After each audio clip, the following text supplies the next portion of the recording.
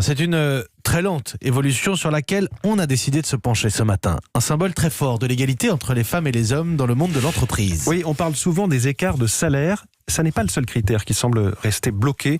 Les femmes sont aujourd'hui très peu nombreuses dans les postes les plus importants. On va mettre des chiffres là-dessus. La situation évolue tellement lentement que certains pays ont décidé de prendre les choses en main. Et on vous en parle tout de suite avec Hélène Cole en Allemagne et Pauline Jacot à Paris. Bonjour à toutes les deux. Bonjour. D'abord l'Allemagne, Hélène, qui va donc imposer des quotas de femmes dans les instances dirigeantes des entreprises cotées en bourse. C'est révolutionnaire. Oui, figurez-vous qu'aux étages de direction des géants du DAX, on compte plus d'hommes prénommés Thomas que de femmes en général. Elles représentent à peine 13% des conseils d'administration, alors que ça fait près de 15 ans qu'ici en Allemagne on pousse les entreprises vers la parité, déplore Angelika Marte qui dirige une PME de conseil sur la diversité. Une étude récente dit que si nous continuons au même rythme, ça prendra 100 ans. Il faut sortir du schéma de guerre des sexes et se demander comment y arriver ensemble. La politique d'incitation a échoué et finalement c'est la droite allemande qui a débloqué cette loi. Même Ria Schröder du parti libéral, proche des milieux d'affaires donc, s'est converti à l'idée. Ça me fait mal de voir que sans cela, nous n'arrivons pas à faire que ce soit normal d'avoir des femmes autour de la table. Mais je ne veux pas non plus que maintenant on se dise qu'il y a une partie des postes de pouvoir réservés aux femmes et que ça suffit. La loi ne prévoit pas de quota précis, une seule femme directrice suffira pour éviter les sanctions, mais cela permettra tout de même de rompre avec cette monoculture masculine qui est la norme dans plus d'un tiers des grandes entreprises ici, par exemple chez le chimiste Bayer ou Adidas. Merci Hélène Collant. En ligne de Berlin pour Europe 1. Et en France maintenant, Pauline Jacot, quelle est la situation dans les comités de direction ? C'est mieux qu'en Allemagne, mais on est très loin de la parité. Si on regarde les 120 plus grandes entreprises cotées en France, il n'y a que 22% de femmes. 3 seulement sont PDG.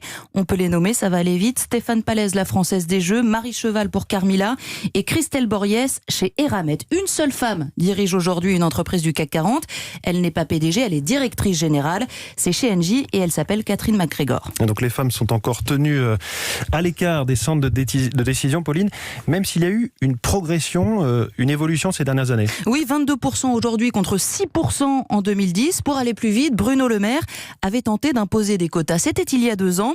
Impossible à mettre en place, pas assez de femmes qui ont le profil. Voilà ce qu'on nous dit encore aujourd'hui dans l'entourage d'une grande organisation patronale. Ces quotas sont une prime à l'incompétence.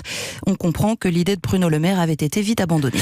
Alors comment faire pour avoir plus de femmes dans les comités exécutifs, Pauline, si on ne passe pas par des quotas ? Eh bien, il faut actionner 2 leviers selon Floriane de Saint-Pierre, la fondatrice d'Ethics and Boards, spécialiste de la gouvernance durable. Les outils internes pour pouvoir s'assurer qu'il y ait les viviers et pour pouvoir promouvoir les femmes et mesurer le pourcentage de féminisation. Et deuxièmement, des leviers externes où les investisseurs, oui, ont un rôle à jouer pour pouvoir effectivement favoriser parmi leurs investissements les investissements qui ont une gouvernance durable et la mixité des instances dirigeantes. Mais difficile d'obtenir des résultats rapides sans contraindre les entreprises, reconnaissent plusieurs acteurs. En revanche, Pauline, nous avons eu des résultats dans les conseils d'administration et cette fois la France est même le champion européen. Oui, on a 43% de femmes dans les conseils d'administration aujourd'hui, c'était 12% seulement il y a 10 ans. Alors nous aussi, nous avons eu besoin d'une loi, la loi Copé-Zimmermann.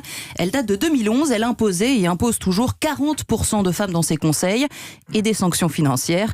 Eh bien, ça a marché. Aujourd'hui, toutes les entreprises concernées de l'indice boursier SBF 120, les 120 plus grandes entreprises cotées en France, respectent ces quotas. Pauline Jacot en direct qui signe avec Hélène Cole ce dossier d'Europe 1. Et on retient ce chiffre que nous donnait, enfin c'est même pas une chiffre, c'est une statistique que nous donnait Hélène Cole. Il y a plus d'hommes qui s'appellent Thomas dans ces grandes entreprises allemandes que de femmes, tout court. Il y a plus de Thomas que de femmes. Ces postes de direction, ils s'appellent tous Thomas, cela dit. Absolument. Thomas. Apparemment.